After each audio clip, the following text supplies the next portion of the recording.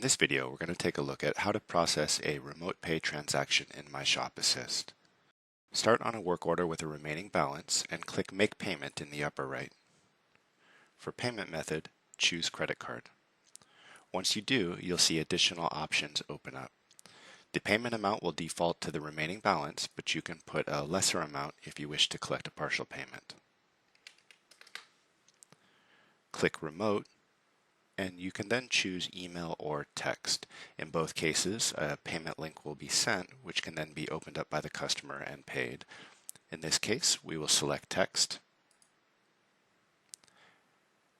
and we see that the text was sent. Here we're using Google Voice to simulate the cell phone experience, and we can see that this text has come in and provided a link. Once I click the link, it'll open up the payment form in a new tab where the customer can enter their payment information.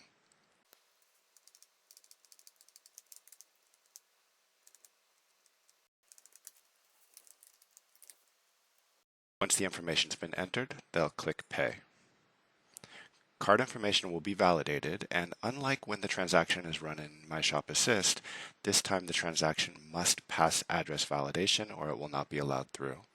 The customer will be given the chance to sign, and they can click Done. Back on our work order, if we scroll down to our payments, we can see that the payment the customer just made now appears on the work order, and the remaining balance has been appropriately updated.